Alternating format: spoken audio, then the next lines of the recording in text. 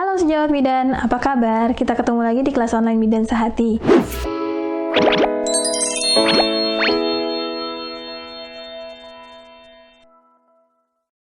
Saya Dr. Olivia Widianti Budiman, SPOG dari Happy Baby, juga narasumber di kelas online Bidan Sehati. Oke rekan-rekan bidan sekalian, hari ini kita akan membahas tentang diabetes gestasional ya.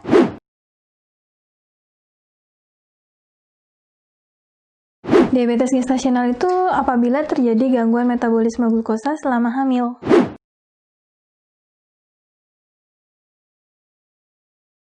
Kalau misalnya di Indonesia, berdasarkan data 2007, prevalensinya sekitar 1,9 sampai 5,1%. Akan tetapi menurut American Diabetes Association, prevalensi dari diabetes gestasional ini cukup besar, sekitar 7%.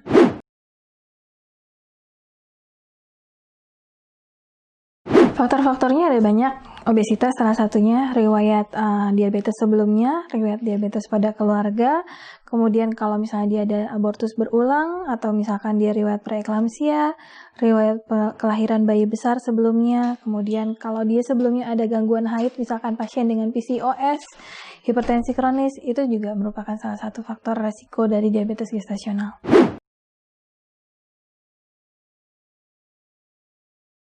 Oke, jadi kan diabetes gestasional itu punya efek ke ibu dan ke bayi. Kalau ke ibunya, otomatis dia akan meningkatkan risiko dari preeklamsi, hipertensi pada kehamilan, risiko kardiovaskuler, dan biasanya angka seksio sesariannya juga lebih tinggi daripada mereka yang tidak dengan diabetes. Jadi dan satu hal yang penting adalah pada ibu dengan diabetes gestasional, dalam waktu 5-10 tahun setelahnya, mungkin kemudian akan menjadi diabetes tipe 2, jadi harus diubah pola hidupnya. Tapi sementara pada bayi, selain dia akan mengganggu pertumbuhan dari bayi, mengganggu pertumbuhan itu bisa menjadi lebih kecil atau menjadi lebih besar, jadi bisa bayi kecil atau bayi besar.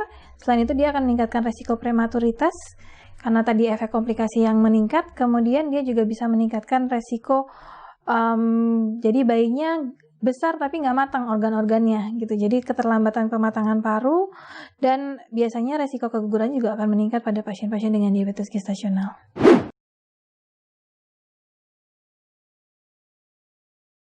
Screening yang pertama kali dilakukan itu adalah pemeriksaan gula darah sewaktu atau GDS di trimester pertama kehamilan. Kemudian biasanya kita ulang di 24-28 minggu, kita lakukan yang namanya TTGO, tes toleransi glukosa oral, yaitu dengan melakukan puasa dulu 10-12 jam setelah diambil darahnya, kemudian ibunya akan dikasih glukosa 75 gram yang sudah ditaker. Nah nanti 2 jam setelah itu akan dicekin ulang lagi darahnya untuk memastikan bahwa dia tidak ada diabetes gestasional.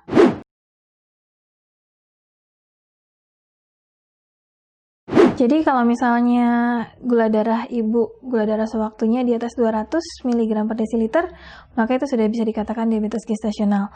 Tapi kalau misalnya masih GDS-nya masih di bawah 200, itu masih belum tegak gestasional diabetes.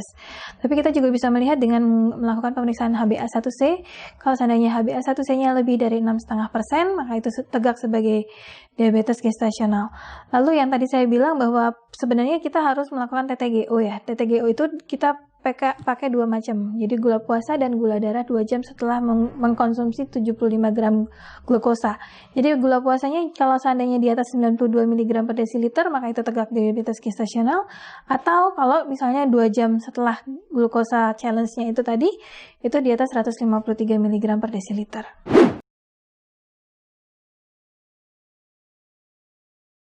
Ya, jadi kan tadi kita udah tahu ya bahwa kita harus melakukan screening sejak awal kehamilan dengan melakukan pemeriksaan GDS dan kemudian diulang di 24-28 minggu untuk melakukan TTGO. Atau kalau misalnya nggak ada TTGO, bisa dengan gula darah puasa dan 2 jam setelah makan aja.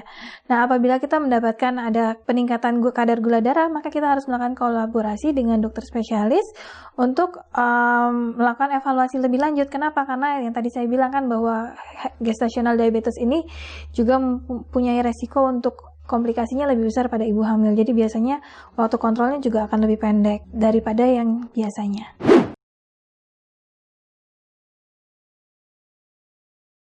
Ya, sangat mungkin diabetes gestasional itu berulang di kehamilan berikutnya. Dan biasanya bisa juga menjadi lebih berat kondisinya. Artinya kadang-kadang nih, yang sebelumnya dia cuma sampai preeklamsi, Bisa jadi pas kehamilan berikutnya kalau kita tidak ubah pola hidupnya, preeklamsinya jadi lebih dini datangnya. Atau resiko untuk gangguan pada pertumbuhan janinnya juga lebih besar. Maka kalau seandainya dia sebelumnya ada diabetes gestasional, maka kita juga harus lakukan screening. Karena memang nggak selalu sih menjadi diabetes beneran, tapi biasanya akan berulang.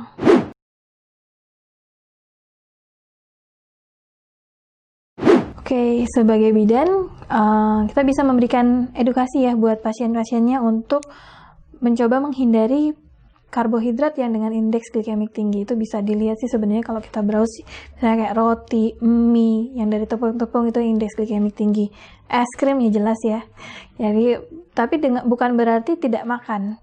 Jadi dikurangin, diganti dengan indeks glikemik yang lebih rendah, kemudian digantikan dengan asupan protein. Selain itu, edukasi juga untuk pasiennya supaya bisa melakukan olahraga rutin. Olahraganya mulai dari jalan, yoga, senam hamil, itu boleh dilakukan dari awal kehamilan kok. Oke rekan-rekan bidan semuanya, demikian penjelasan saya mengenai diabetes gestasional. Selamat mengikuti kelas online berikutnya. Sampai jumpa.